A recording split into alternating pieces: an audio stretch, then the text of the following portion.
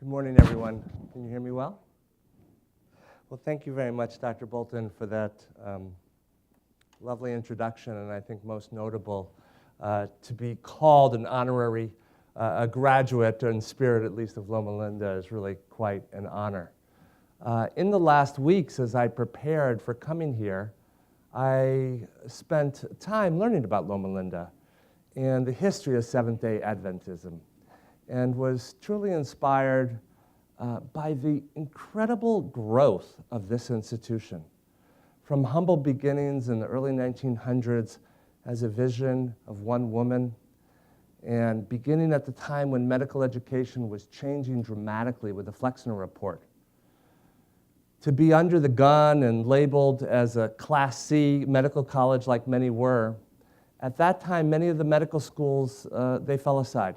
They could not step up and meet the scientific rigor that was being demanded at that time. And obviously, the course of Loma Linda has been remarkable in not only stepping up to that scientific rigor, but growing and including so many different health sciences and disciplines. I don't need to tell you how medicine in the United States right now is facing tremendous challenges, really in its heart and soul. Physicians around the country are being burnt out. They're leaving medicine. Medical students are depressed and anxious. And God forbid, there are greater numbers of suicides disproportionately among medical students, physicians, than their non-medical counterparts. And so there's a loss of meaning and there's a loss of soul. And what's so remarkable here at Loma Linda is that as part of your fabric, you incorporate, you embed meaning, spirituality, compassion. These are the core principles of health and medicine and what gives us all meaning as we do our work, and not get lost in some of the detail of RVUs and EHRs and any number of acronyms. So thank you very much for allowing me to be here. These are some disclosures. I have a few monographs and up-to-date on yoga and herbal medicine. I've done some expert panel work with Optum Labs, which is associated with United Health. I have research grant support from the National Center for Complementary and Integrative Health, PCORI, which is the Patient-Centered Outcomes Research Institute. And we always focus on financial conflicts of interest, but I think it's important also to know where a person is indeed coming from. And so I volunteer on a board. I'm the past chair of the Academic Consortium for Integrative Medicine and Health. And that's a nonprofit that grew from 8 academic health centers to now over 70, which are committed at the dean's level to promote integrative medicine research, education, and clinical care. But there's one more disclosure that I want to make here, and that's a disclosure of passion. And the passion that I have, and perhaps share with many of you, is to infuse healthcare and have it be seen as a profoundly human and spiritual endeavor, where compassion, healing, wholeness, community are at its core. And that's truly what I've tried to dedicate my career to. To give a little bit more a background behind the degrees so you know who is speaking with you. I came to Harvard Medical School in 1983, bright-eyed, bushy-tailed.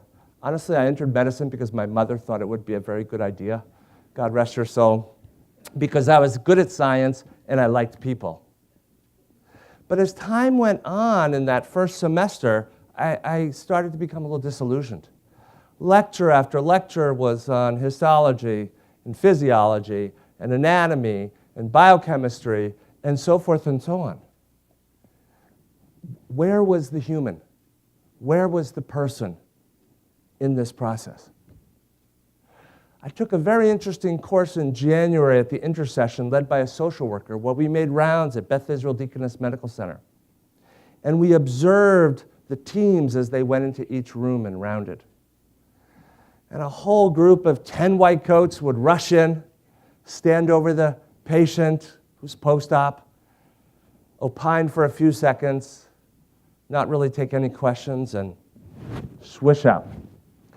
Meanwhile, leaving this poor soul lying in the bed, shaking and trembling and still fearful and not sure what the future was. These experiences had a profound impact on me. And I saw that, again, that human spiritual element was missing. Summer after my first year, as you know, most medical schools, that's your last summer of freedom, right? So a friend of mine told me about this place, which is in the very north of Scotland, the Findhorn community. And it was formed in the early 1960s in the countercultural New Age movement. 3 people, husband, wife, and a friend, were looking for a place to establish a spiritual community. The wife, Eileen Caddy, was a mystic or medium, and she brought them to this place in Scotland. As you can see, it's very green, very flowery here, but at that time it was just sand and really very barren. But she had a vision that a place could be built here, and the husband, Peter Caddy, as all good husbands are, just got out the shovel and got to work. And so by the time I got there in the mid-'80s, it was a flourishing spiritual community of over 200 or 300 people dedicated to holism, sustainable living, holistic health, etc. So what did I learn there? What I learned there is the power of community in healing. We usually see our patients in the exam room and we have a one-to-one, right? And that can be very powerful and meaningful. But what happens when you bring a group of patients together and a group of healers together, particularly in a natural setting? The potential for healing is remarkable. And this was also a reawakening for me in my own spiritual life. The spirituality there is somewhat ecumenical, but has a Christian background. And this woman, Eileen Caddy, would lead meditations in the morning. And it helped me experience the stillness, the quiet, and the receptivity to hear and to listen and to learn from divine voice. 3rd year of medical school, pretty burnt out by the end, right? Rotation after rotation after rotation. Every rotation, it's new information. It's family medicine. Then I have to learn OBGYN, then surgical skills, so forth and so on. So I took a year off for research between my 3rd and 4th year. And I wanted to study so-called alternative medicine in the context of communities. And I went to this place, which is in Lenox, Massachusetts, in the beautiful Berkshires, Western Mass, the Kripalu Center for Yoga and Health. And I intended to go there for 6 weeks only. Well, I ended up living there for 8 months and immersed myself into this lifestyle, which, mind you, is a very Eastern lifestyle. And my mother at the time, I mentioned to my mother, I come from a Jewish background, she was very horrified, worrying that I would leave my faith or leave medical school or so forth and so on. But this is what occurred there. There was a program called Health for Life, where people with chronic illness, diabetes, heart disease, osteoarthritis, came for 3 weeks, lived there for 3 weeks, and underwent exercise, yoga, seeing a physician, personal growth workshops, so forth, a vegetarian diet. And I was able to be a participant observer, sort of wearing an anthropologist hat. And I saw the profound change, not only in them, but in myself. And I felt so healthy, particularly in contrast to the burnout of the 3rd year. And I looked at the physicians who were leading the program. And as opposed to, you've seen those old advertisements of the physician in the 1950s advertising Camel cigarettes. These practitioners were modeling the health that they were trying to inspire in their patients. And really after this experience, I committed myself to this path, to try to understand, learn, research, study, what else can we as physicians and as healthcare providers use as tools in our medicine bag. We all know about our medications, our surgical instruments, but what else? Walking in nature, movement, exercise, diet, spirituality. What else can be helpful to patients? So there I am on the left after coming back from Kripalu. And my professor on the right scolding me for fooling around with alternative medicines. But seriously, this cartoon from the New Yorker, to me, exemplifies the relationship between so-called alternative medicine on the left and conventional medicine, as exemplified by our colleague here, in the 1970s and 1980s. A huge abyss, misunderstanding, distrust, a sense of the other. You see the patients, emanating this esoteric light, some sort of from outer space or something like that.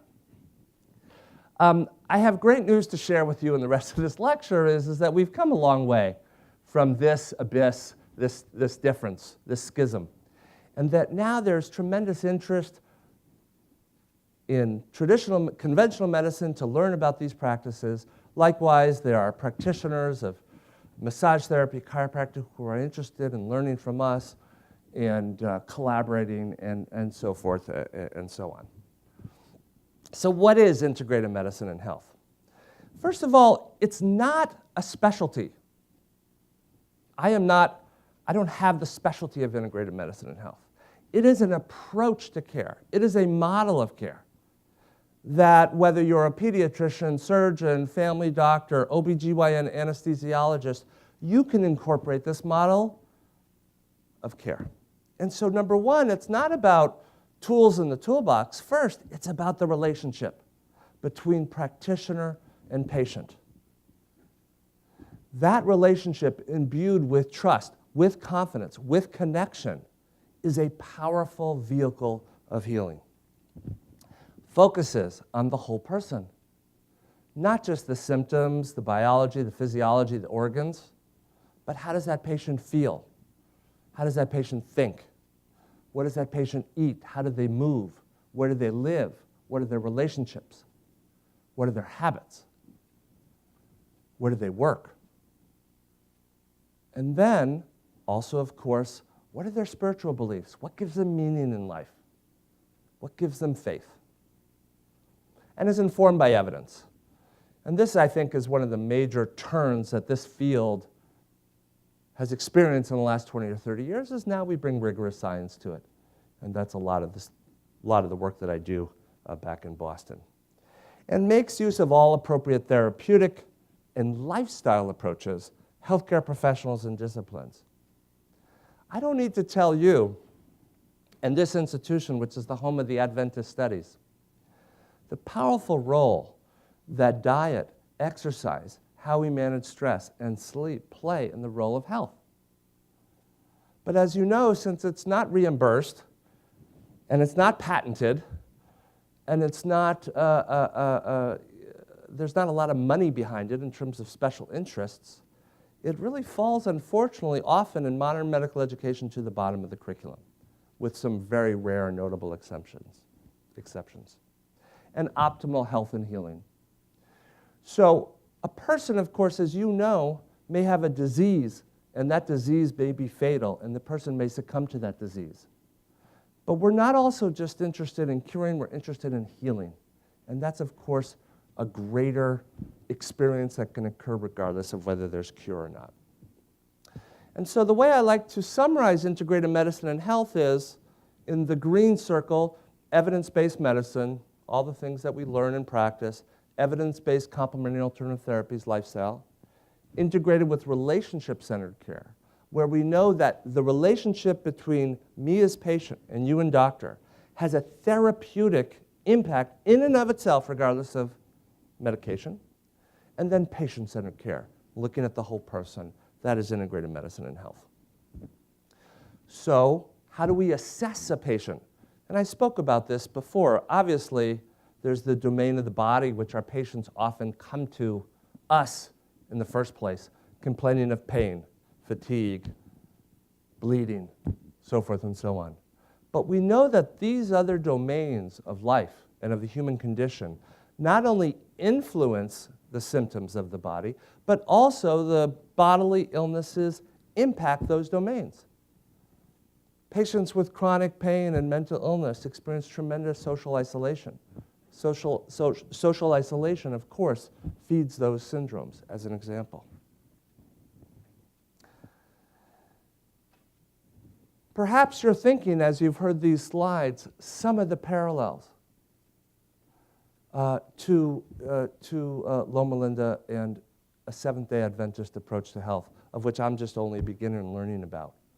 But this core motto, to make man whole, and what is wholeness, and how do we define that, is a critical part of your background and integrative medicine and health. Mr. Saylor spoke about compassion. Compassion and the desire to serve others. Such an important part of meaning for all of the profession of medicine, which unfortunately many of my colleagues often lose sight of. And then to me it's remarkable, if we look at these 8 principles of healing by Ellen White, look how much evidence we've now acquired in the last decades to support this. Pure air. I heard a program the other day that in Chester, Pennsylvania, where there is an incinerator for plastics, the incidence of asthma is 24% compared to the national average of 8%. Sunlight.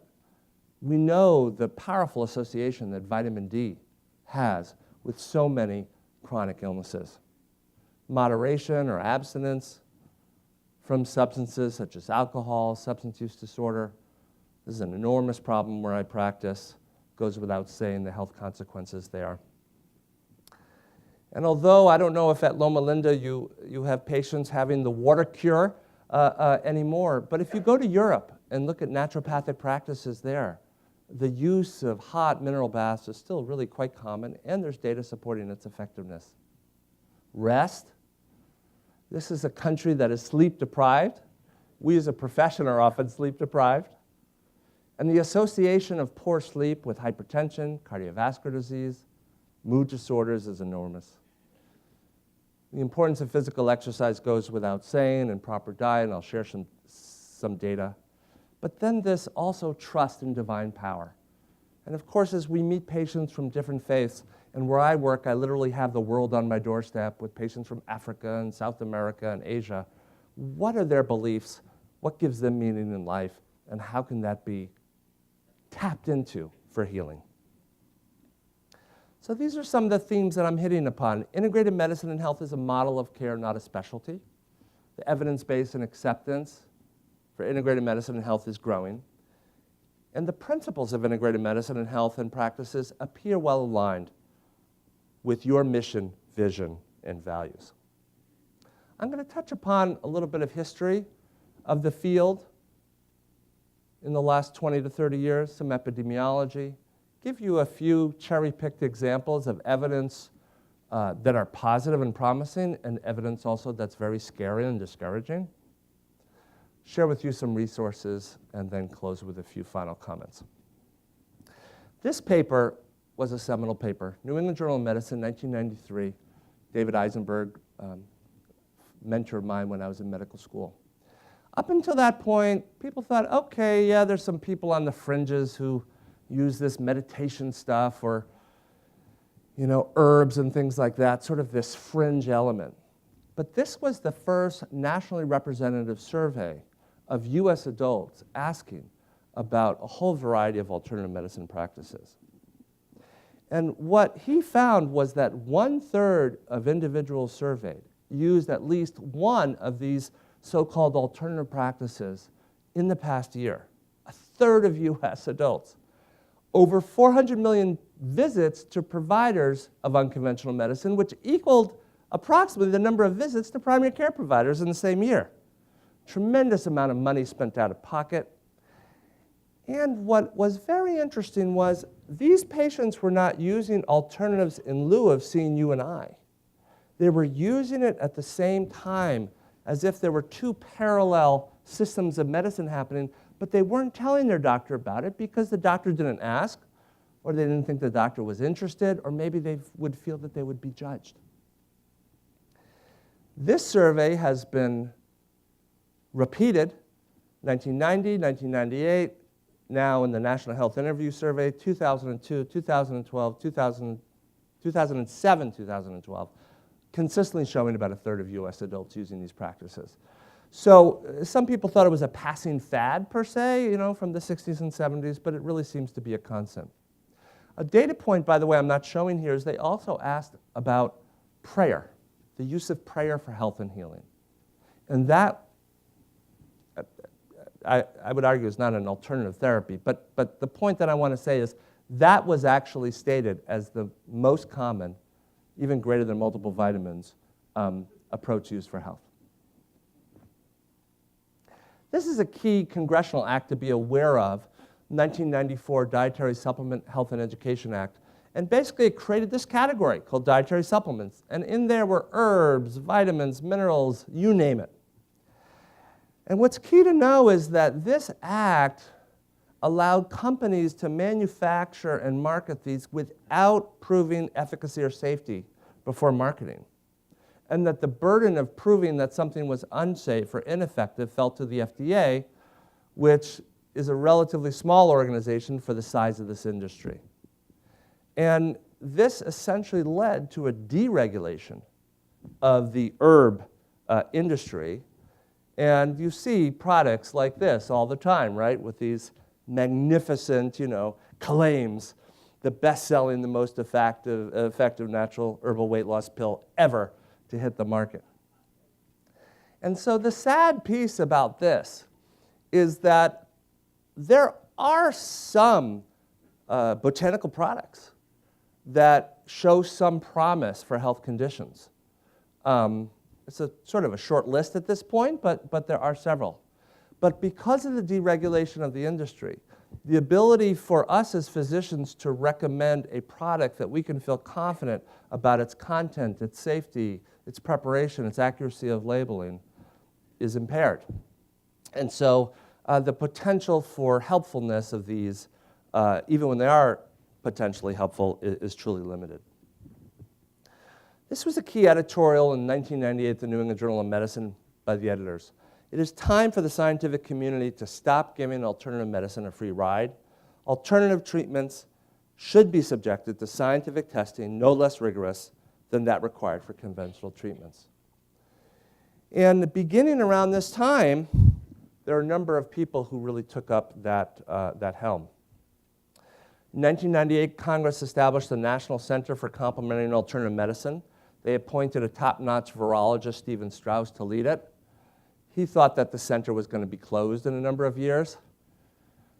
In 1998, the same year as that editorial, JAMA and its associated archives of surgery, et cetera, published over 80 papers, scientific papers, RCTs, looking at various alternative medicines like acupuncture, yoga, herbs, supplements, et cetera. And then in 2014, NCAM changed its name. And semantics are important here. They went from complementary and alternative medicine, which implies something other, something that's done in lieu of conventional medicine, something that's sort of sprinkled on top of conventional therapies, to the National Center for Complementary and Integrative Health. The idea of combining these things, and not only being for medicine in terms of medical treatment, but health and promotion and prevention. The organization that I'm past chair of, the Academic Consortium for Integrative Medicine and Health, it was formed around this time in 1999 by 8 institutions, including Harvard, Georgetown, UMass, and now represents over 70 academic health centers and health systems in North America. Mission to advance integrative medicine and health through academic institutions and health systems with core values, evidence-informed, transformation, integrity, community. One of the things that the NIH did was continue these national surveys that I spoke about. And these are the therapies most commonly used by American adults in 2012. Natural products, deep breathing, yoga, manipulation, whether it be chiropractic, osteopathic, meditation, massage, and so forth and so on. Obviously, these categories have a lot of overlap, but you can see again the sizability of the use and therefore the mandate to test these things in a rigorous way and to sort out which are helpful and safe and effective that can be integrated and which are unsafe or ineffective and should really be discouraged. Dr. Bolton mentioned my work at Boston Medical Center as a safety net hospital. Historically, alternative or integrated medicine has been used by individuals, college-educated, substantial discretionary income. But if some of these therapies are truly helpful or proven to be helpful, they should be available to all without regard to ability to pay. Our hospital's mission is exceptional care without exception. And we've applied that motto to our integrated medicine services to try to bring them to low-income, non-white individuals who otherwise would not have access. And you can see here, using data from a more recent 2017 national survey, that if you look at yoga just as one example, and you'll see this pattern with other therapies, that non-Hispanic white use of that approach is almost twice that of non-Hispanic black and Hispanics. And I remember when I started my work in Boston and I was going to do a study of yoga in the neighborhoods of Dorchester, which is predominantly black, Haitian Creole speaking. People in my western upper middle class suburbs sort of laughed at me and they said, "You're going to get these people to do yoga?" Well, you know what? We had absolutely no problem recruiting people because the level of suffering is so high.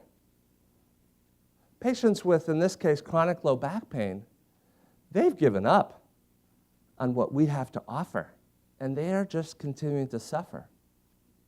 So when we offered yoga in this study, we languaged it as a safe, effective exercise that can be helpful for your back. We didn't label it as an ancient Indian spiritual practice to bring about self-realization. It's all about languaging. There's been a burst of educational activities, some sponsored by the NIH and others, and this is just as an example the University of Arizona, which has really been a leader in this area. And you see that they have programs at all the different levels: medical school, residency, fellowship, and as attending physicians. Online programs, residential programs, tremendous amount of interest amongst physicians in learning these things. Because of the NIH and the infusion of funding, currently the annual budget of the NCCIH is about $130 million.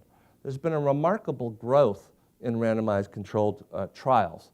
Not all great design, but certainly a growth in evidence. And in fact, I'm able to be here now because Harvard received a grant from NIH to train physicians to become rigorous researchers of alternative therapies.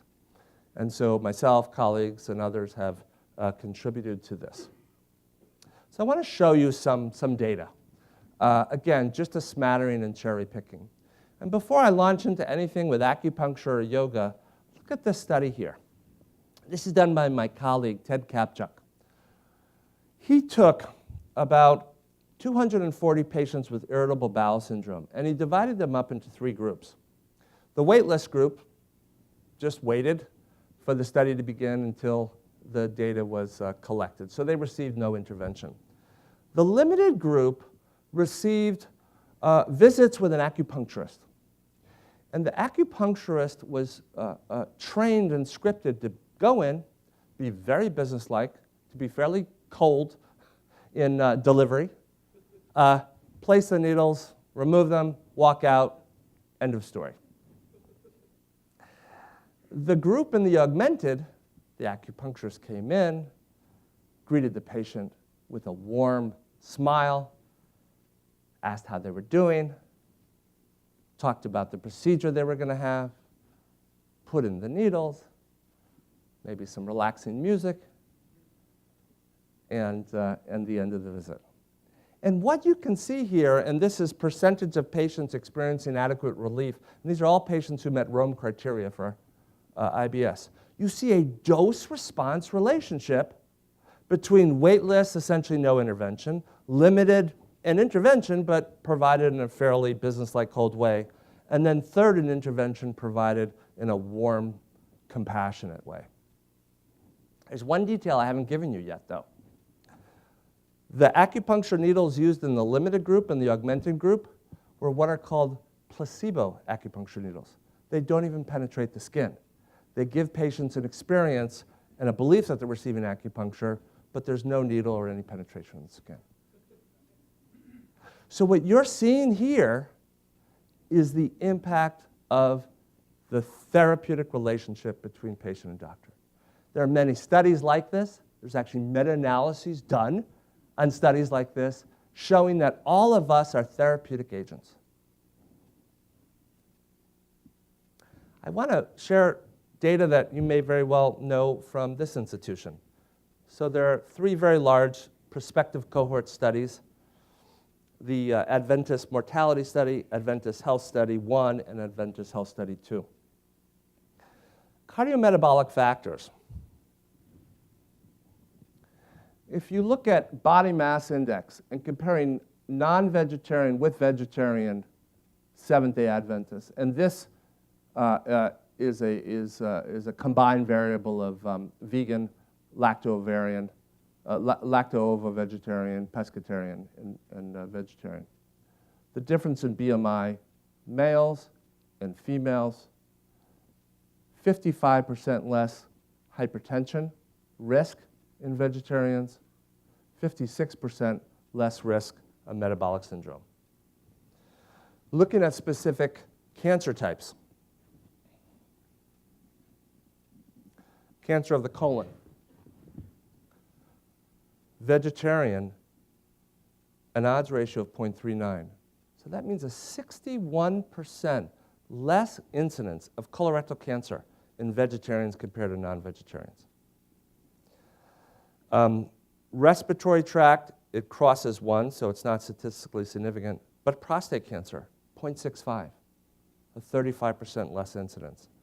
Interestingly, in breast and uterine cancer, the odds ratios point towards a reduction, but they cross 1 and therefore are not statistically significant.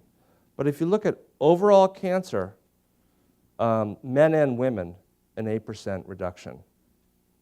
Quite significant. Now let's look at all-cause mortality. These are the 3 different cohort studies, all of them with significance, from about 12 to 17% reduction in mortality.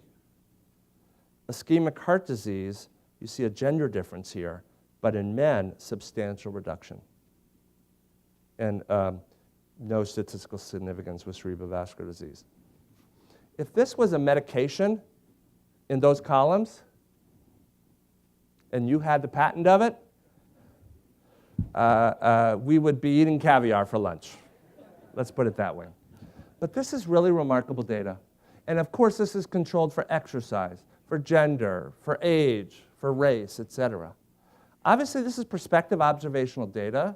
It's not as rigorous. It may miss certain confounders that one would get in a randomized controlled trial, but it's really quite persuasive.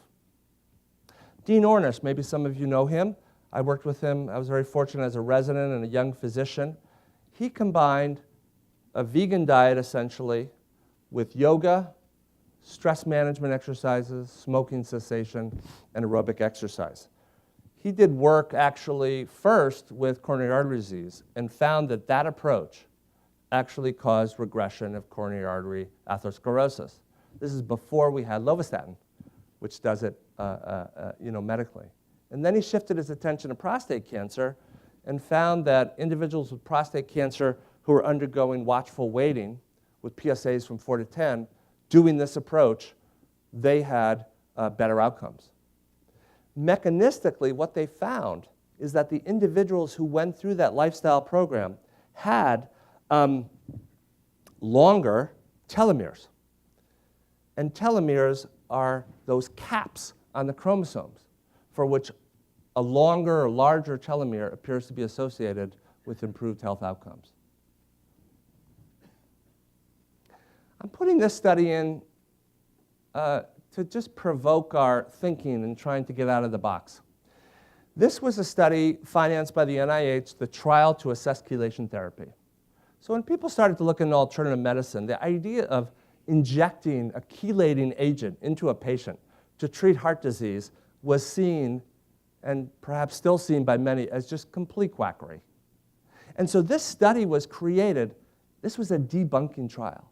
The purpose of this study really was to try to debunk this treatment that is called chelation and was being used by some people considered to be on the fringes of alternative medicine. Well, this is placebo versus the chelation in a very large population of non-diabetics. And you see there's really no difference in survival. Look at that. In diabetics, for reasons we don't understand, the survival for individuals receiving the chelation was substantially better than individuals without. This was a large NIH-funded, well-designed study. And so I'm just sharing that not to encourage you to go out and recommend chelation to your diabetic patients with heart disease, but when we look at some of these therapies, sometimes we find complete garbage and quackery and bad side effects and so forth and so on. But this is something that generates new hypotheses. What are the roles of heavy metals in atherosclerosis in diabetics? And why is chelation reducing that? We don't know, but now I'm on the Data Safety Monitoring Board for a follow-up study called the TACT-2 study, which is just diabetics with coronary artery disease, to look at and try to understand and reproduce this finding and to mechanistically understand it better.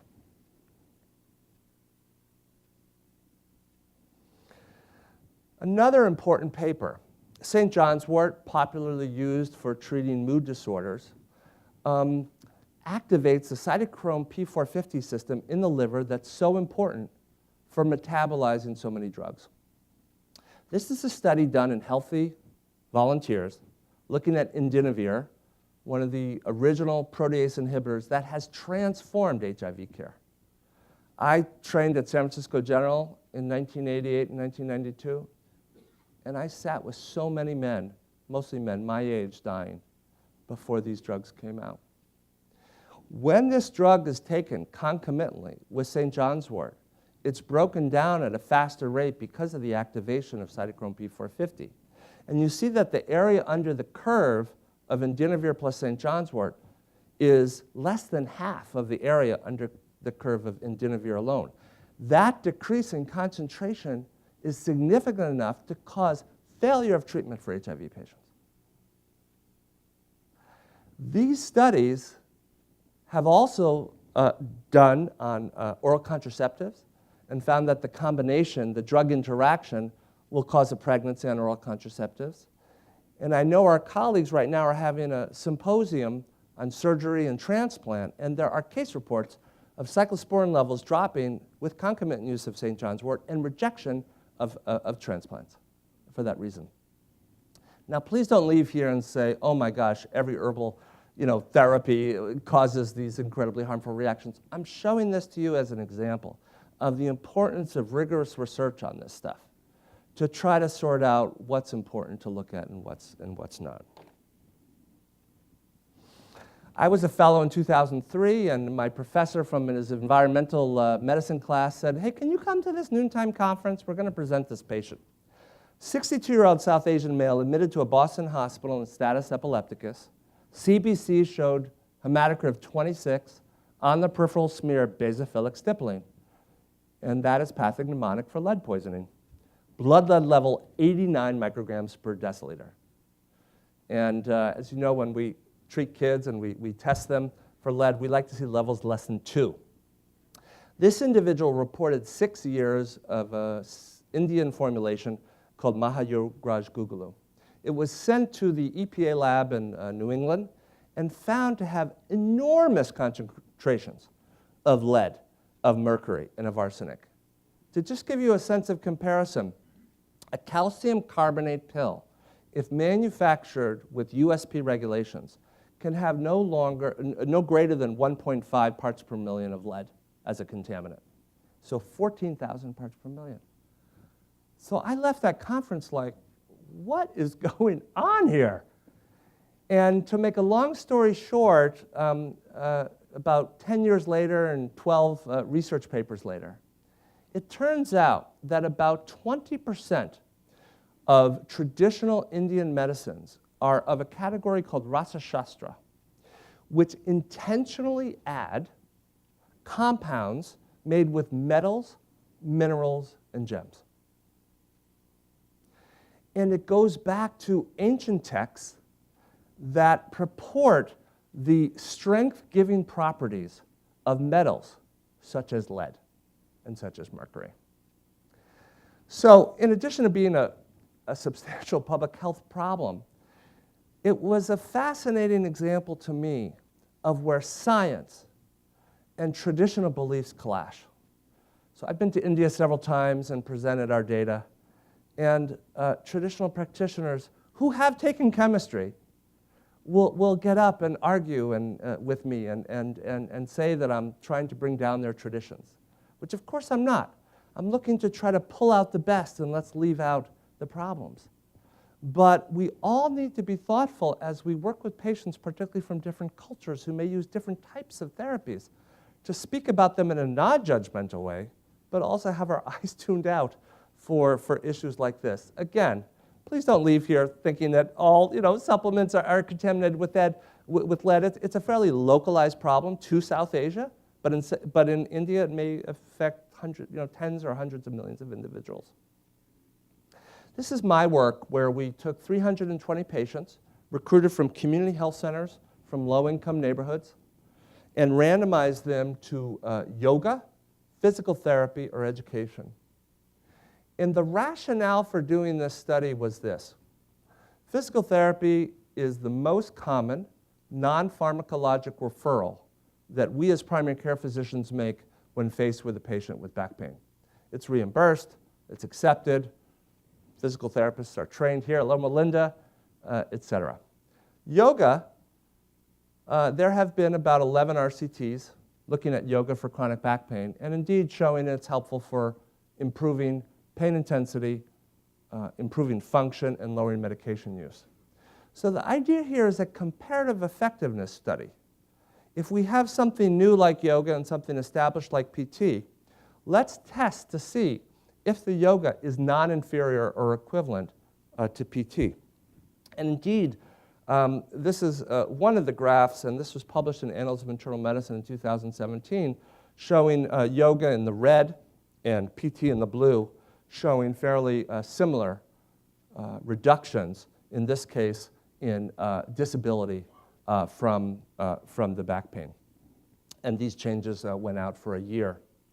And this was a mixed method study. So here are some of the quotations from the patients. I felt good because I was doing something, not sitting around waiting for a diagnosis, not taking another pill. I was involved in my treatment. Sure, are there some patients who are passive and they just want us to take care of everything? Yeah. But many patients want to feel engaged in their care. They want to be given tools to do something. It's going to have to be something that's part of my life. I'm looking at it as a medical treatment. It's not just a yoga class. So that's an interesting paradigm shift. And we could put in yoga, we could put in prayer, or whatever we want. But to begin to think about medical treatment outside of just the doctor's bag. And then this was a hint at some of the non-physical changes that patients experience in the class. People can push those buttons as they used to. They can't make you angry, because now you have something that keeps you calm, regardless. This is data that colleagues of mine and I are analyzing, and it's under review, not published yet, from a very large database of about 13 million members of United Health Group. And all the patients have an acute low back pain episode. And we're looking at the likelihood of getting an opioid prescription in the first 30 days after being seen. And we're looking at here, who is the first practitioner to see the patient? And here's physical therapist, chiropractor, and acupuncturist. The likelihood of getting an opioid from a medical provider in the first 30 days when they start with these practitioners, 85% less, 90% less, 91% less, with very close confidence intervals due to the large size of the patient population. And that's in reference to a PCP, and much less, say, for emergency room medicine. So substantial implications for the opioid crisis that we all face. So I'm just going to close with sharing a few opportunities I think we have in integrated medicine and health to try to move the needle in some very important areas in medicine today. An enormous problem, chronic pain. Over 100 million US adults are burdened by it. This review, published a few years ago by the Institute of Medicine, is a remarkable shift in paradigm from a clinician-oriented treatment of pain to a public health treatment of pain. Prescription opioid abuse is grown certainly tremendously in the East Coast. It's a daily problem for us. We have individuals overdosing and dying several per day. We all carry Narcan with ourselves. We give it out at the pharmacies. And so clearly safe, effective, non-drug opportunities or treatments are needed for pain. And so this is showing the upstream causes of overdose. So in 2016, 126 million Americans complained of pain to their doctors in the previous 3 months. 215 million opioid prescriptions were filled in that year. Of those, about 4.7% misused or abused the prescription, often for pain.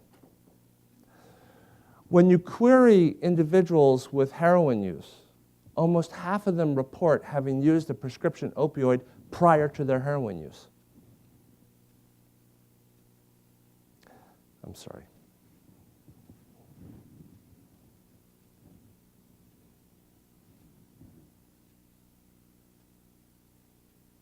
I went one ahead, but essentially to say that because of this, tens of thousands of individuals are dying. Now, the research increase that I've shown you or hinted at, funded by NIH, in 2017 allowed the American College of Physicians to publish new clinical guidelines for low back pain.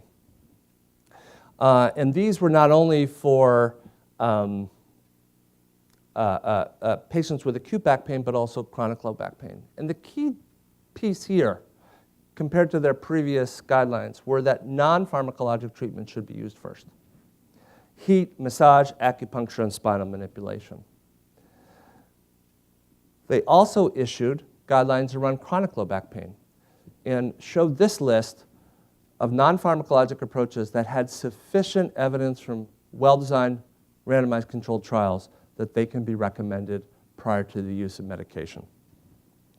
So then there's an opportunity here for trying to bend the curve on opioids with complementary and integrative therapies.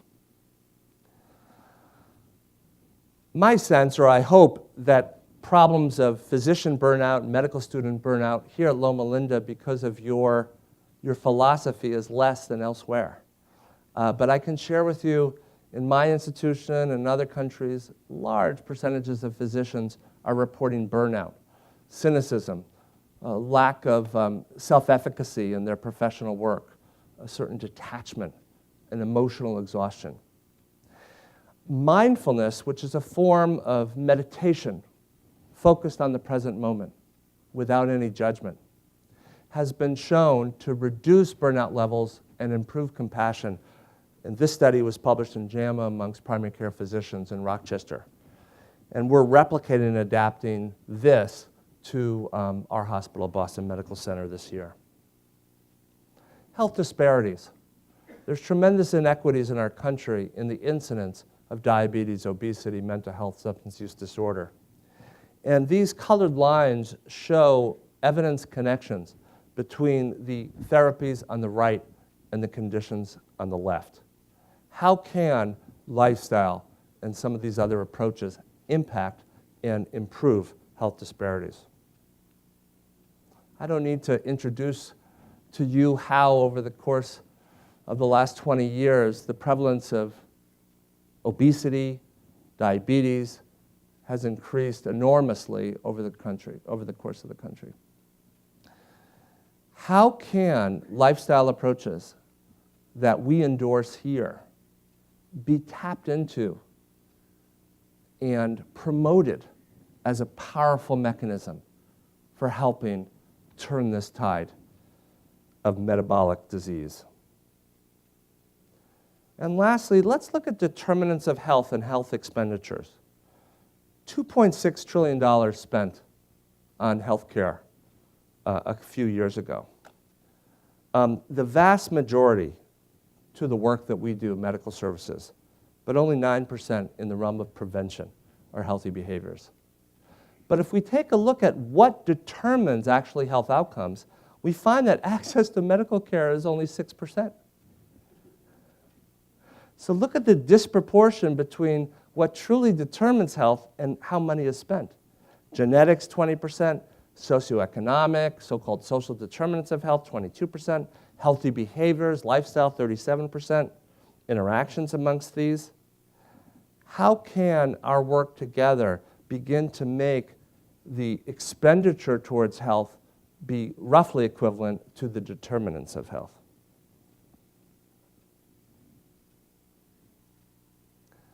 Lastly, here are a few resources of evidence-based information on integrative medicine and health.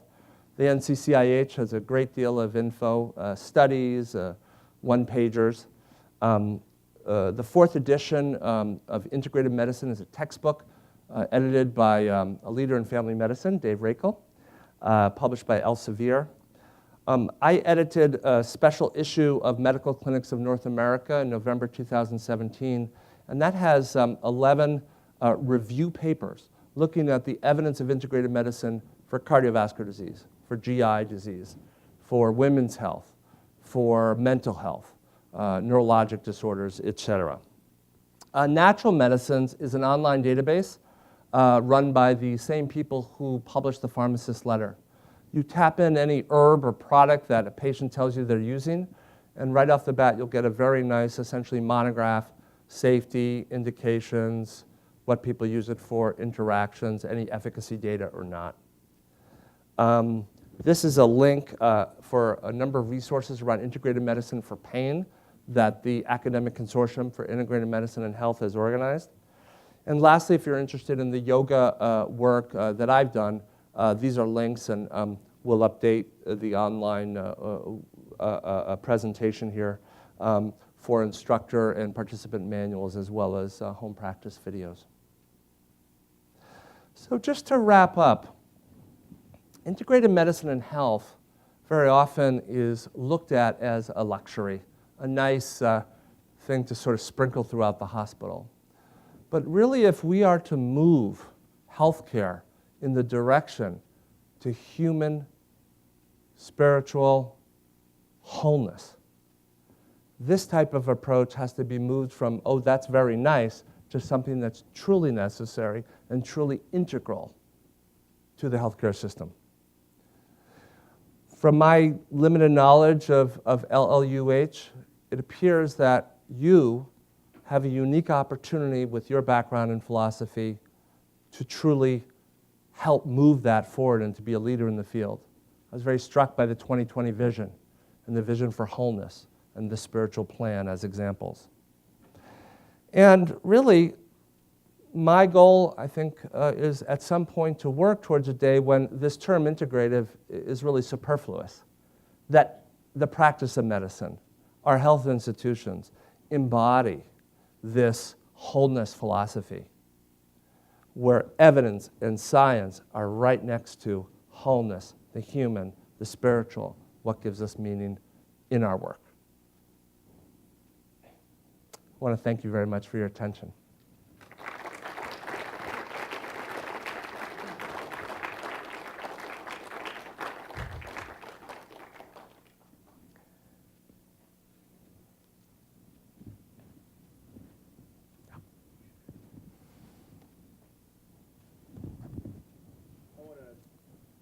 I want to thank Dr. Saper again. That was an excellent, excellent talk. It really helped me understand much better what integrative medicine is and can be, and I've been reading about it for a couple of years now. So thank you again, Dr. Saper, for coming and sharing your vision with us.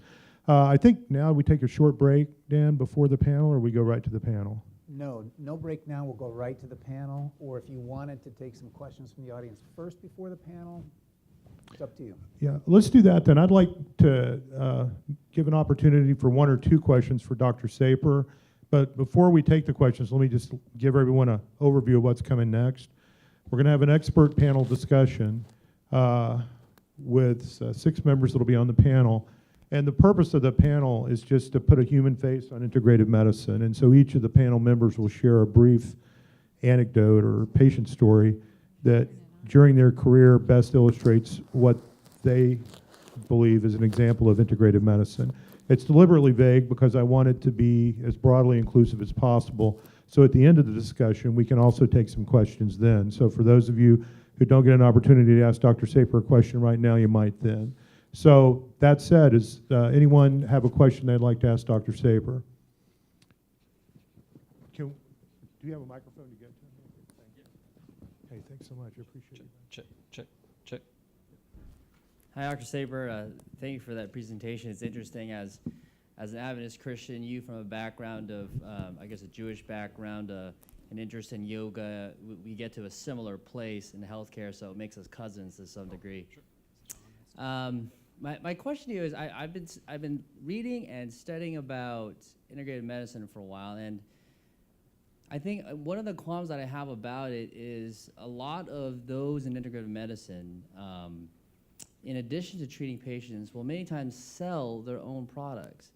And I just think about how in conventional medicine that would be inconceivable for us, for me to diagnose someone with blood pressure and then to go around, turn around and sell them medicines to do it. That would be unthinkable, and yet that is rife in the integrative medicine community and with a lot of its practitioners. And I think that's one of the serious barriers for us to consider them as serious medicine. I think it's a serious issue in that culture. Thank you so much for bringing that up, and I couldn't agree more. A number of practitioners indeed use a very supplement-based approach, often based upon testing that's very expensive, that isn't necessarily evidence-based, and so they profit from the testing, which then leads to supplement recommendations, which then they sell, which then leads to profit.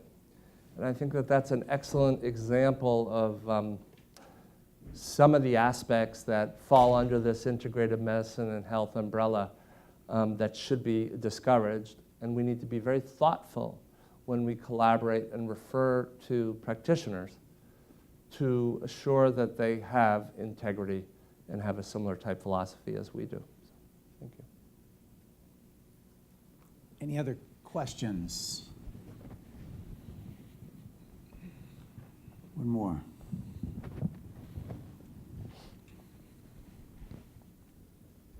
On your one slide you had where the effect of only access is 6%. So how influential are you regarding the government? Because I don't seem to see leadership in coming out of healthcare, out of medicine, in terms of policies our government's going to, and especially in this day and age where we're hearing access being a major problem in this country, at least politically. I would think up there in the Northeast there'd be some influence you would have on affecting government policies or government where they're heading towards.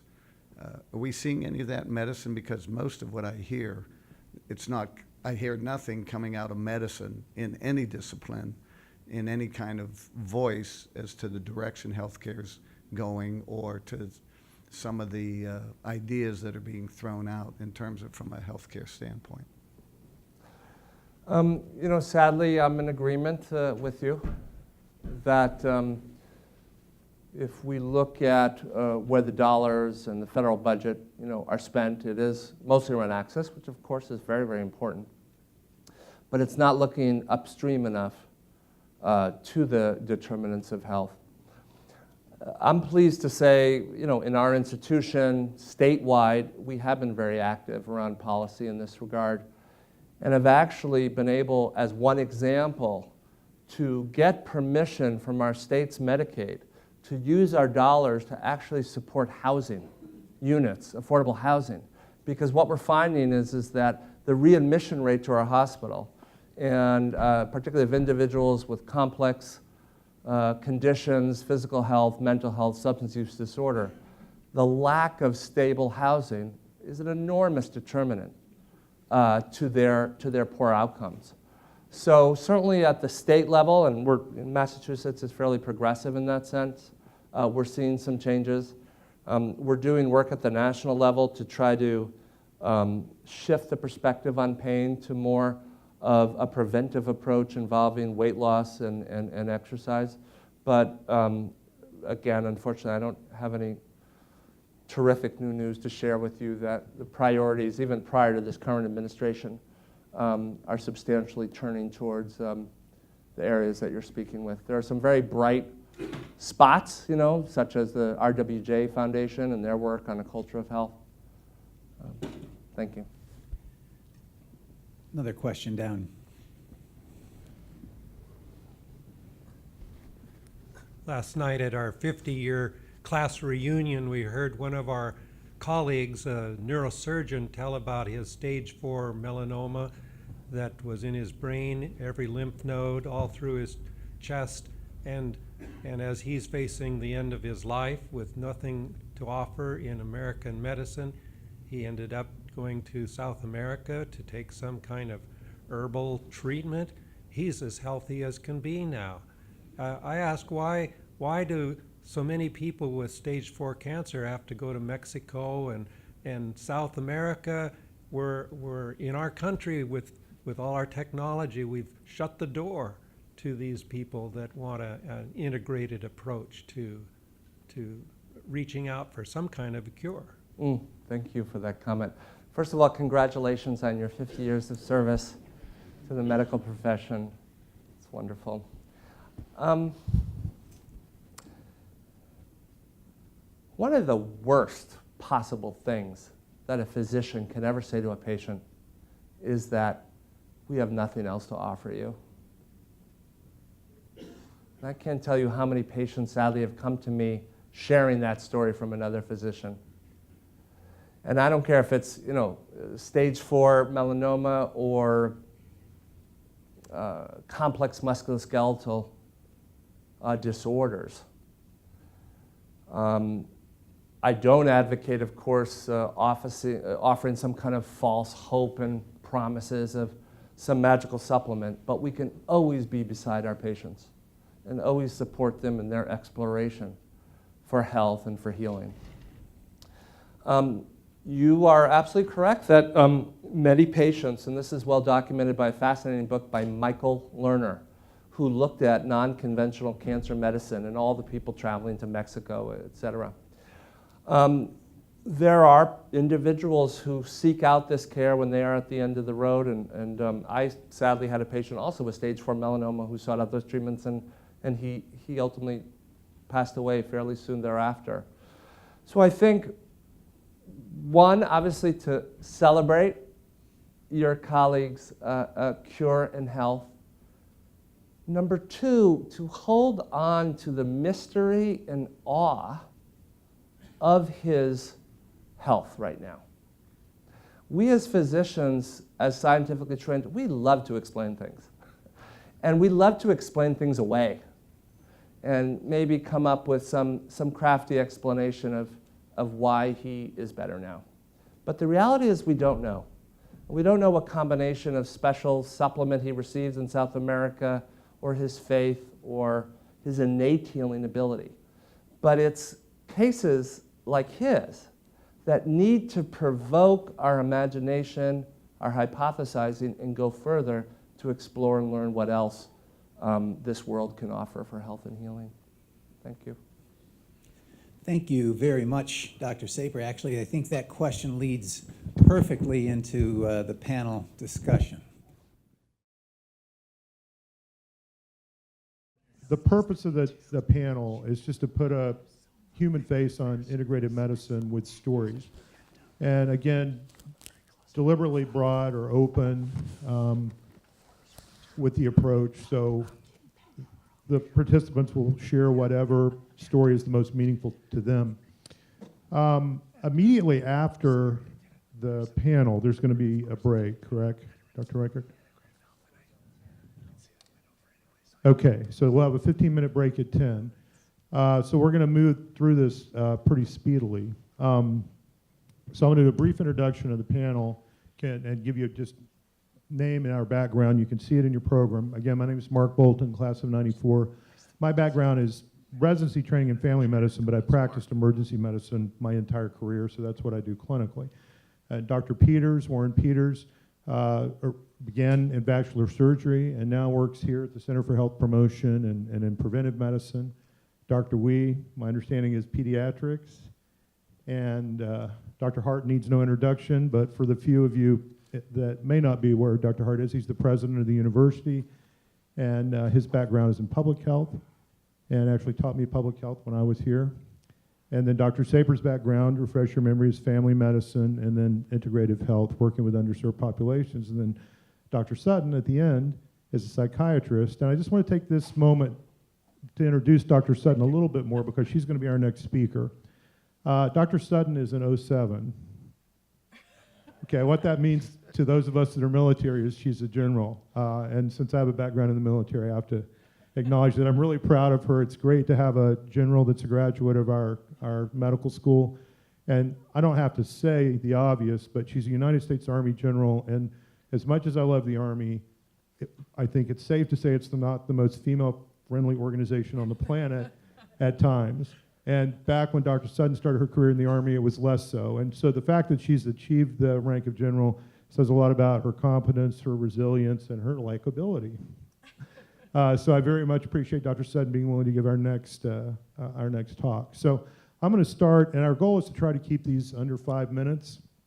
And mine, I'm going to share a story with you that is really the most frightening thing that's ever happened to me in my career, and probably will remain so. And it started, oddly, in a room very similar to this over in Shryock Hall, which those of you my age will remember. And it was during an anatomy lecture, and we were entertained by a neurosurgeon. I don't remember his name, but I remember he was a very confident man, is how I'll put it. And he did most of the talk sort of just thinking out loud. And he walked back and forth, and he often just looked up at the ceiling. And he was reminiscing about his career and sort of at the same time telling us what we were going to do and the wonderful experiences we would have and how we would save lives. And I was listening, but not too closely. And then he said something that stuck in my mind and is still burned on my brain today. He looked up at the ceiling and he went, and then you're going to kill somebody. And he paused for effect and he said it again. He went, yep, you're going to kill somebody. And then he just kept talking. And I don't remember anything else he said, but I remember thinking, man, I sure don't want to do that. And I sort of dedicated the rest of my career to not doing it. And thus far, I think I've hopefully succeeded. But anyway, fast forward 15 years later, I'm at that point, an experienced emergency physician, very confident in my own ability. And I was working in a rural hospital in northern Arizona.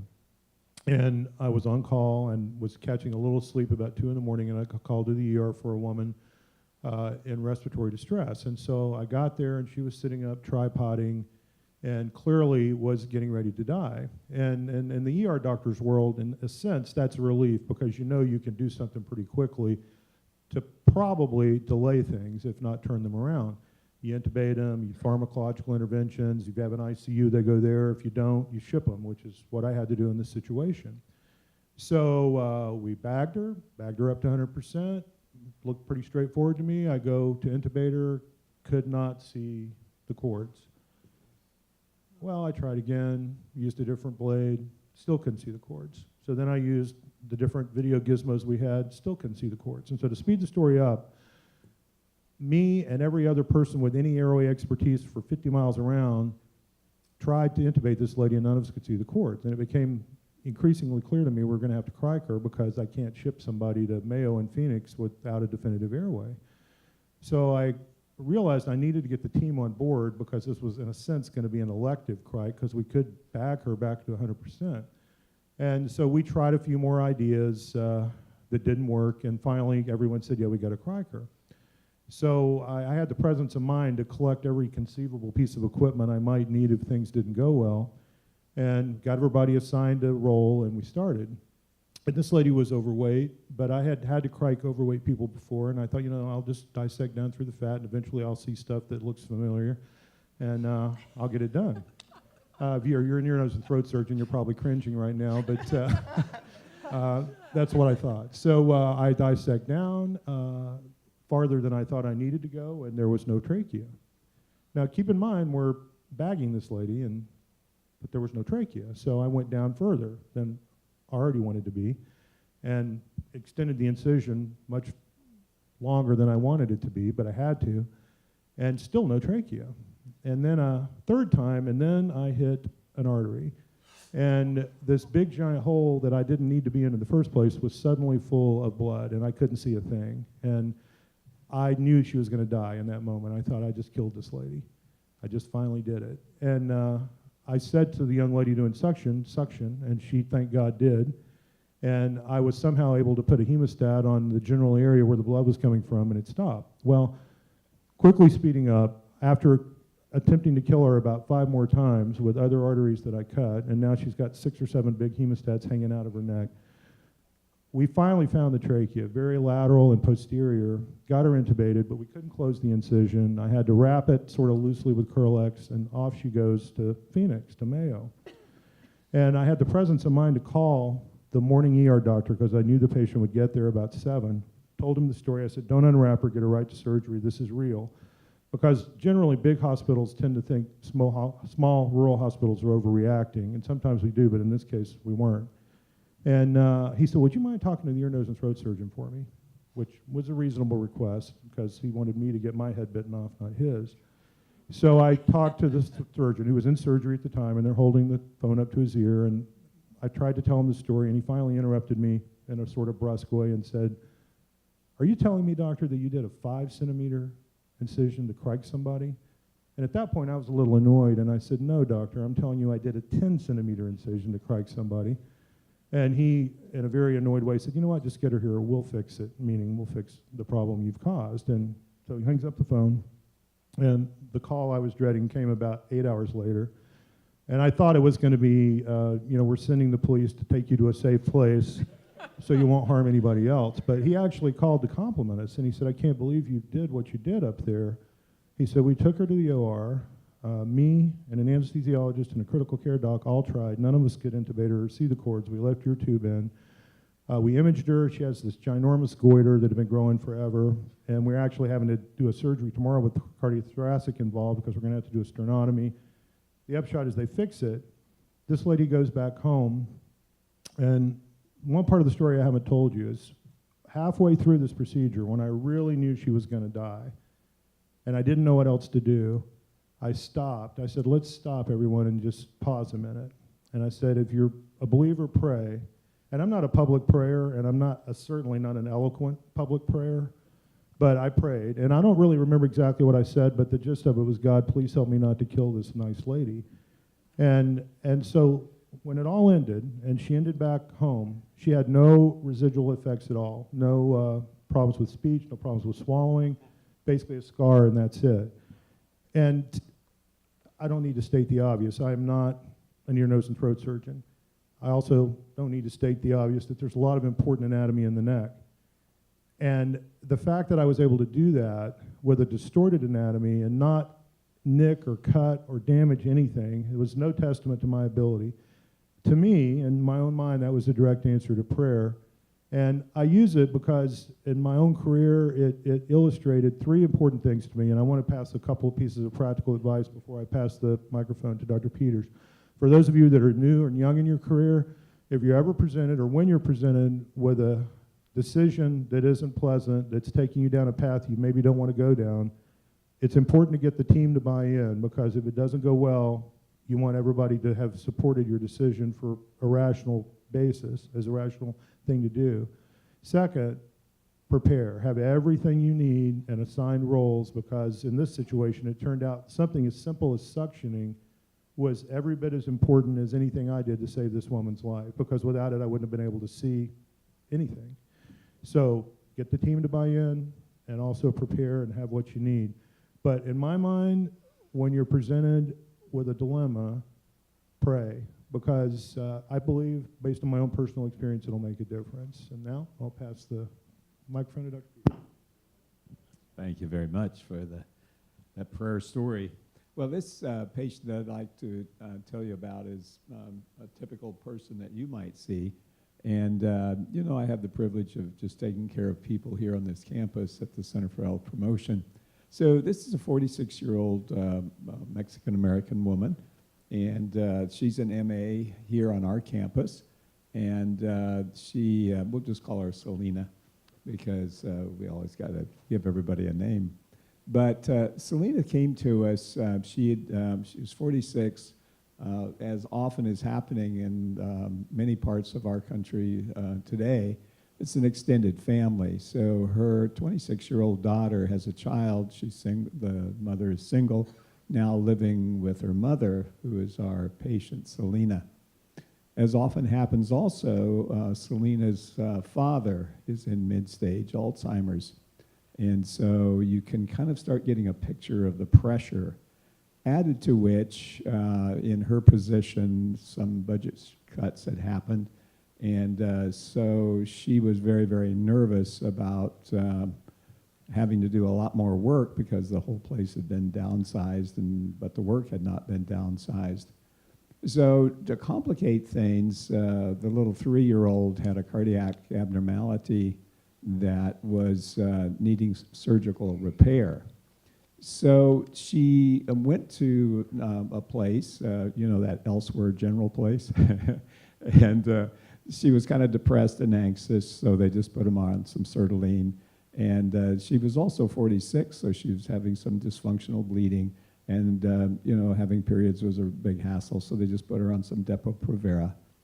So we're seeing her about 6 months later, 30 pounds heavier, very, very frustrated, and just trying to find, is there something else? Can I do something? She let me know right away that she hated drugs, because her dad was taking, as she said, fistfuls of drugs. And so that kind of puts you on alert and so on. So what are we going to do with this person? Anxious, depressed, BMI 37, hates herself, hates a lot of things. She's a wonderful, wonderful Catholic woman. And what is amazing is that through all of this, her faith, her Catholic faith, actually helped her to kind of, I would say, accept the bad things that were happening to her father, the bad things that are happening to her granddaughter. In supporting that, I think, is important. So, so anyways, we kind of start with what should we do first? How about listening? That seems to be a good place to start. Most of what I've learned from medicine, I've learned from my patients. And so we begin to kind of think about what's most important to her. Well, the most important thing to her is preserving her job. So such a simple thing is just filling out the paperwork to get FMLA, and so she can actually be with her granddaughter during the surgery time and so on. So many of these sociological things. She couldn't sleep because there's just so much to do at the house. She never got to bed until about 1 o'clock and up at 6 and that sort of thing. So begin to kind of help the person do some of the obvious things like, excuse me, you know, your daughter's there, raise your right hand to solemnly swear you'll never wash the clothes again, because your daughter will always do all the wash. So and some of these simple things seem simple, but people under the pressure of stress don't understand that and don't get it, and they haven't been given permission. So for the father, we found 2 days a week that our patient, Selena, didn't have to go to the father's home to kind of see what disasters had happened there. So some sociological changes there that were quite simplistic. Then we start with, well, after you save your job, what's the next most important thing? And she goes, I just got to get this weight off. I've never been this heavy. I just feel horrible and everything's horrible. And so probably the first thing to do is just measure a simple insulin level and see what kind of a diet would be better for her or not, and help her to see why she can't lose weight. And look at some lipids and see, we do a kind of deep dive. We look at particle size and all that good stuff. So as it began to evolve, her insulin levels 25, less than 8 would be a good place to start. And her triglycerides were 325. And oh, by the way, she had found that fast food, carbohydrates, and sugar really were very comforting to her during this time of stress. And she happened to, fast food is a good place to get a lot of carbohydrates, and actually our own cafeteria is a great place to get a lot of carbohydrates. And so, you know, right away we kind of know that something's going on here. So we offered several options here, and I was so glad for the question about botanicals, because we do use botanicals as part of our integrative therapy at the Center for Health Promotion. And I actually wrote a letter to the AMA to see whether it was ethical to make money on botanicals.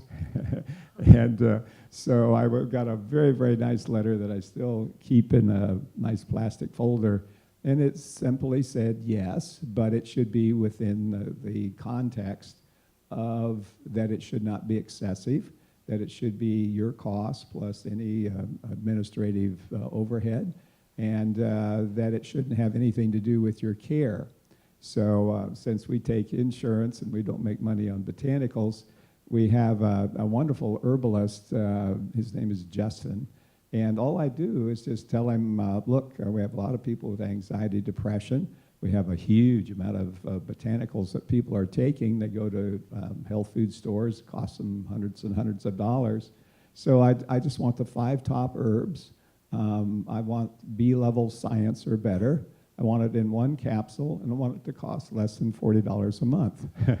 So that's pretty simple. So he gets out his computer, he works it all through, and so on. So I'll tell you a little bit about some of the botanicals that she considered.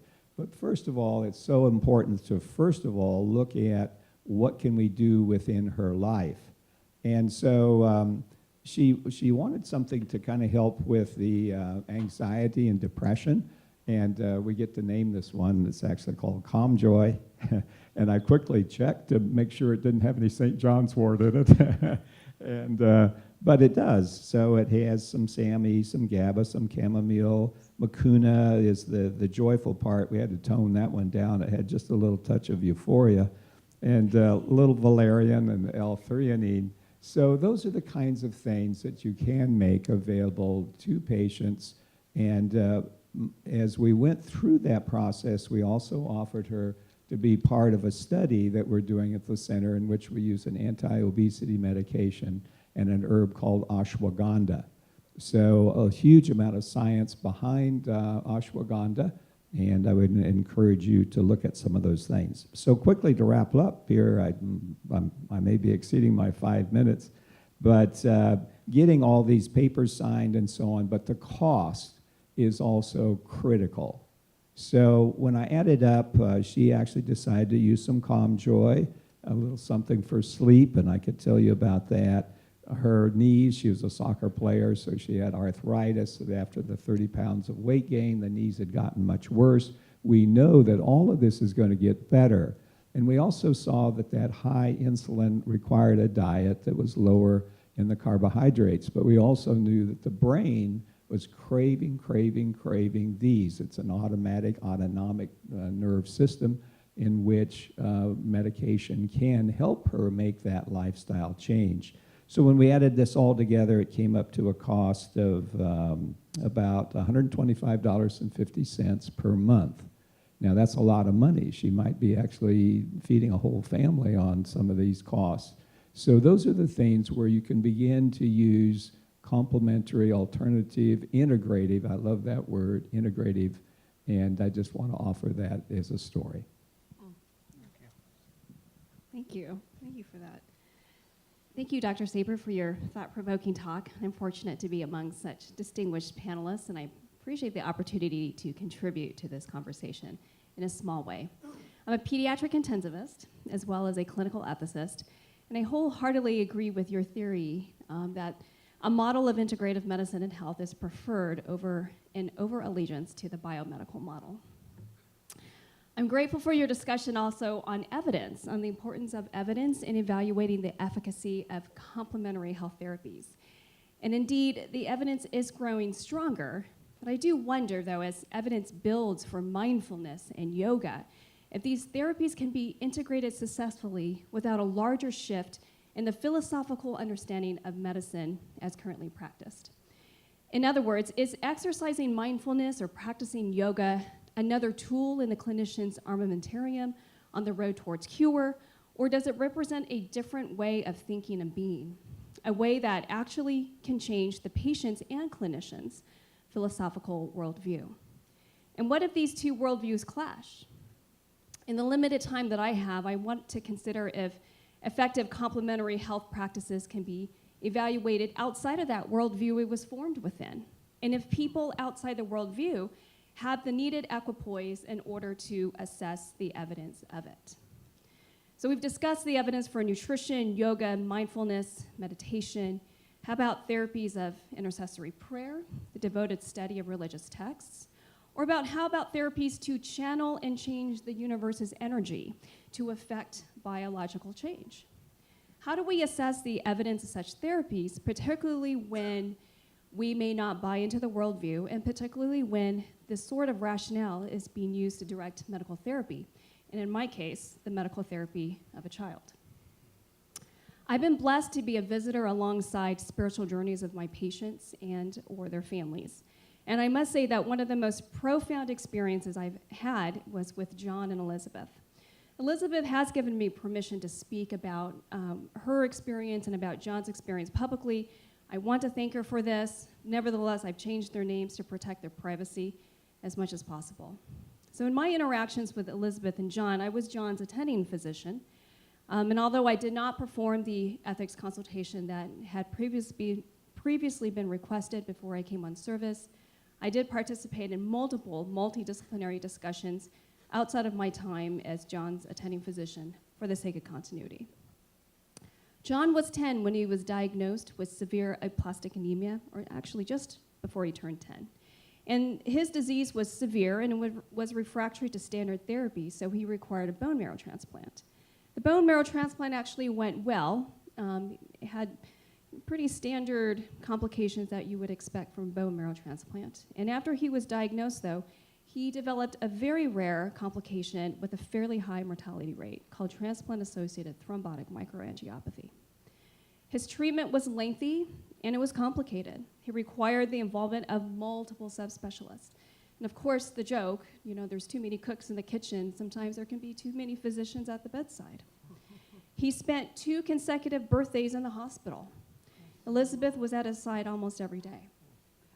Now, Elizabeth held non-traditional religious beliefs that she described as esoteric.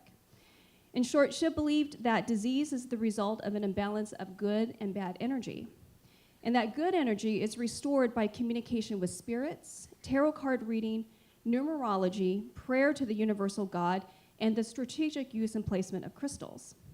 She also believed that she, Elizabeth, had an ability to read the universe's energy and to predict optimal times for the effectiveness of medical treatment. Now, to be clear, she desired and wanted our medical intervention and management. And we as a team were open towards Elizabeth's use of crystals and other sorts of therapies. However, we had to do some serious soul searching when the integration of Elizabeth's complementary practices came into direct conflict with the recommendations of John's various subspecialists. How do you integrate complementary practices of your patient when you have a difficult time understanding the worldview in which these practices are born of? How do you evaluate their efficacy?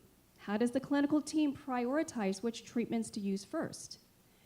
These are difficult questions. And after much reflection on my experience with John and Elizabeth, I've come away with a belief that I need to strive to understand the complementary treatments that my patients and their families are desiring and these intended goals within the worldview of the patient. And likewise, I must understand my adherence to biomedicine within my training and my frame of reference. I would like to caution against the inclusion of complementary treatments as okay, as long as they are harmless or do not interfere with other clinician recommendations. Mindfulness, yoga, meditation, intercessory prayer, channeling the universe's energy, and yes, even naturally occurring psychedelics can be powerful tools for healing if they're situated within a right context. Perhaps what we need to work on, in addition, is to find a framework in which to help us integrate these differing worldviews and the choices that these worldviews espouse. So thank you, Dr. Saper, for very thoughtfully laying out the importance of integrating medicine and health. I look forward to a meaningful journey to come. I want to tell a brief patient story and then make a few comments. They still let me see patients around here to a limited degree. And I was covering our obesity clinic a while back, and a lady came in, 40 years old, had probably 120 pounds overweight when she started, had lost 40 pounds, was on a roll, gung-ho, was delighted, had more energy she ever thought she could have, and was just pleased. And we made plans for the future and stepped out of the room, stepped into the next room. Similar story. A lady who had been 100 plus pounds overweight, had lost 40 pounds, was doing very well. And as we wrapped up the visit, she says, "But Dr. Hart, I need to drop out of the program." So I paused a bit. I said, "You're doing so well." "No, I've got to drop." "And you've learned to kind of plumb for what's going on, finances, what's happening?" "No," she says, "let me tell you the story. Last night I was downtown San Bernardino shopping. My arms were full of packages. It got later than I realized. When I walked out of the store to walk across the parking lot to my car, it was already dark. And about halfway across the parking lot, here came this big old burly guy walking right up towards me. There wasn't a thing I could do. There was no point in screaming. There was no point in running. There wasn't a thing I could do. The one thought that went through my mind was, I'm glad I'm fat. You won't want me. And then went on to relate how indeed she'd been sexually abused as a child. Her whole way of dealing with her sexuality centered around her obesity. We could give that lady a PhD in nutrition and she would still be obese. And my point is that so often, and certainly in my business, so often we tend to have the standard exercise, nutrition, whatevers. Let me tell you, if you just stick with this, I know it'll work, sort of approach, but without fully understanding all of the other factors that go into life and the variables that we encounter. And so I watch this, and I've watched this discipline for too long now, trying to understand all these things and plead for us all to take a broader view of what it takes to try to bring about the changes that we need. Last weekend we had a board retreat here at Loma Linda, spiritual retreat on Saturday and then an board educational session on Sunday. And we ended Sunday with a film, and I would urge you all to see it if you can, called Code Blue. It's not quite released yet, it will be soon released. It's telling the story of a young physician neurologist from back east that had developed MS just as she was beginning her residency program. And as she started looking at this thing, discovered a lot of variables in integrative medicine, went on a vegan diet, and now her story of 30 years of controlling her MS without medication, doing very well. What was interesting to me was not the story, because we all hear ones like that, and I appreciate your balance on these things, because sometimes they happen, sometimes they don't. The next morning, I got dumped on by board members and others. That whole film, they were telling our story, and they didn't mention Loma Linda. They're stealing our thunder. This isn't fair. We need to get credit for this. Come on, guys. I mean, that's what, number one, what academics is all about, is we put stuff out there and hope it'll be replicated. Thank you, Dr. Saper, for being generous in your comments this morning. It is our story, but let's not feel bad about the world following it, for Pete's sake. Let's be happy that others are picking this up and running with it. This is not something that we should have some particular credit for, in my view, other than blessing the science of medicine. The final comment I would make is, and I'm always intrigued by this, is that in our religious subculture, terms like mindfulness and meditation and even yoga, cause us all to whoa, what is this? I've migrated in my own thinking to say that those terms are basically a proxy for spirituality. And we may want to argue that we've got the highest form of that proxy, but I think it is a way for people to reconnect with their inner self, and that really is a type of spirituality in my view, and I really don't get too hung up on the terms that are used anymore. Thank you, Dr. Hart. I just want to echo and speak very briefly to some of the comments here. I think you're absolutely right about these terms, yoga, mindfulness, and to not get too hung up in certain associations that we have with them. But I do think many of these individuals doing this are seeking their spirituality, seeking their connection to the divine.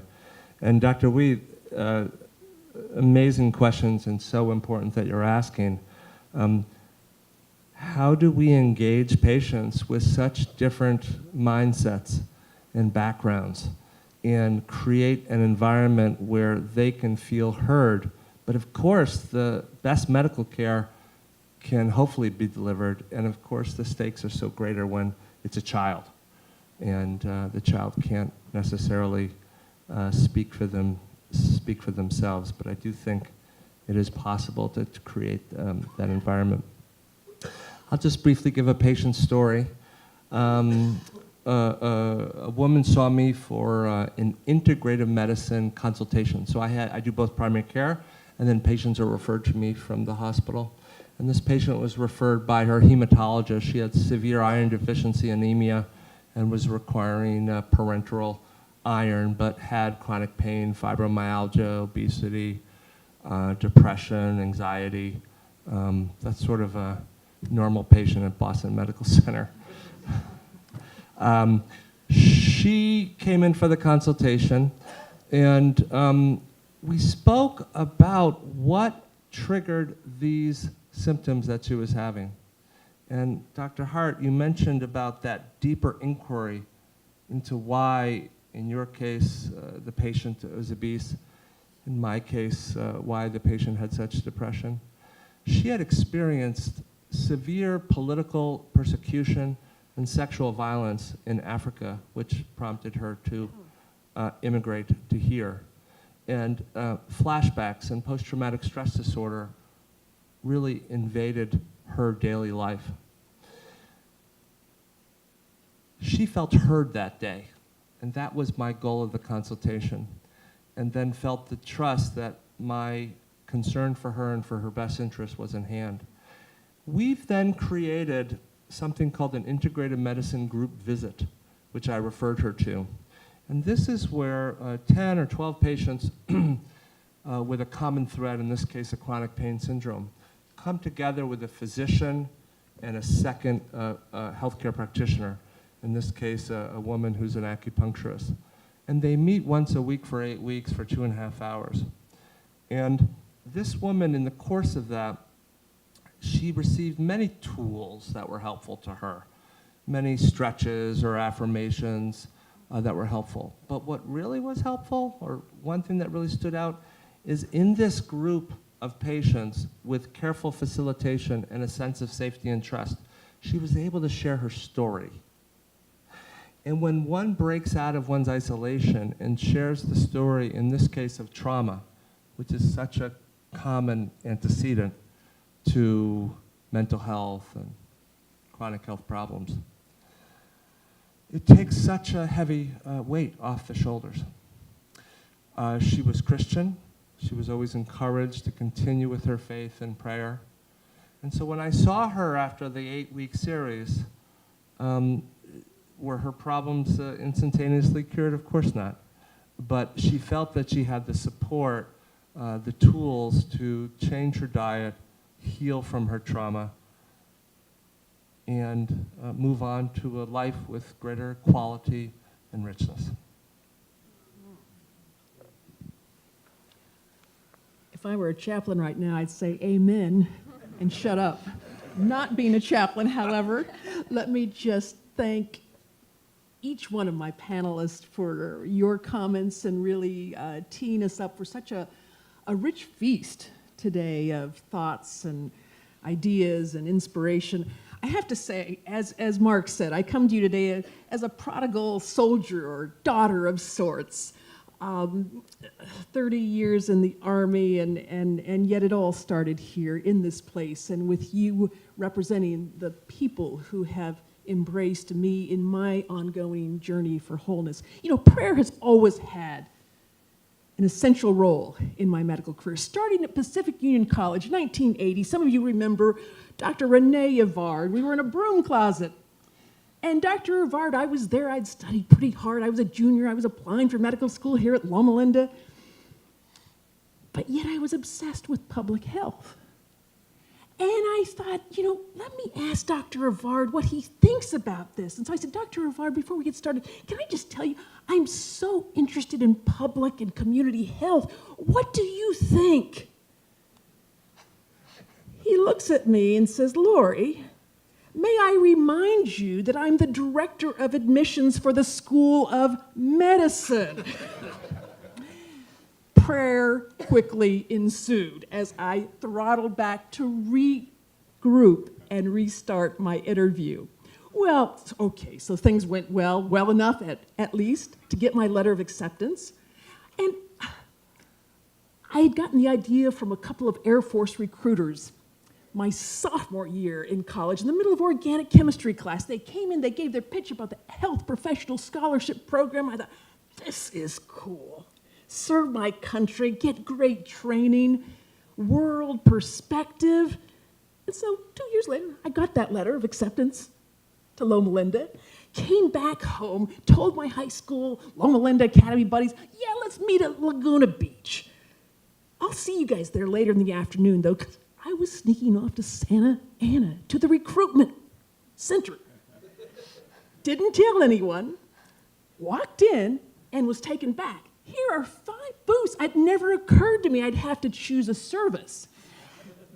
And I only had time for 1 application, and the Army line was the shortest. That's how I ended up in the Army. An early introduction to the role of serendipity. And then I started medical school. Well, you know, it didn't go so well at first. Gross anatomy. Of course, we all remember in my class we had 140 students, and of course the cadavers all spread around and no air conditioning, little strings to the nerves and the bones and the muscles that we had to identify. Well, the first test, we start out and we're all assigned to our little tags, and I was underneath the buzzer. At the end of those 30 seconds, when that buzzer went off, I was so blown out of my resilience zone, couldn't get back into it, went through the rest of the test. At one point, I realized 25 seconds into the 30-second period before the next buzzer that I had been looking at the string, trying to identify the string as a body part. Went up to the hospital, and of course, our grades were always put into the mailboxes, and I, kind of got mine out. I didn't think it was going to be great, but as I'm looking at my grade sheet, it says 140. I said, 140? That's not bad. Until I looked, and that was the class ranking, 140 out of 140. Prayer, again, quickly ensued. But fortunately, also during that time, I ran into a mentor, Dr. Blake Kesey, child psychologist. Some of you may have known him, who gave a series of presentations on early child development. He was so on fire, so passionate about his work and this growing nexus between what we're learning about the brain and the patients that he loves so much, and I was mesmerized. I I enjoyed so many other aspects of my clinical rotation throughout medicine, but nothing grabbed me like Dr. Kesey. And so I followed that passion. Well, now my medical school classmates, they've kidded me over the years and said, okay, Laura, so, if it had been a urologist who was on fire for his profession or her profession, would you have gone into urology? Maybe. And of course, as I've subsequently said to Dr. Hadley, not that there's anything wrong with that, but the role of mentorship and passion in influencing the future. And finally, my clinical story has to do with Mr. Red. One of my first patients at Loma Linda VA Hospital. Mr. Red was a survivor of the Bataan Death March. On the first day that I met him, we spoke. I shared with him that I'd gotten into the Army and I was going to be joining the Army and training the Army and serving in the Army. And of course, I'd gone through the whole person care course during my second year with Harv Elder and Will Alexander, and so naturally I asked, so Mr. Red, what are you famous for? Mr. Red looked at me, and he said, Doc, he said, I'm not famous for anything, but I participated as a soldier in something that is infamous. The Bataan Death March. We all needed each other. None of us could have gotten through alone. And he said, you will have that opportunity to serve. And he said further, he said, what you're studying right now in medical school, the bookwork and all of this stuff, he says, I know that seems really hard to you, and you got to study really hard, and you got to do really well.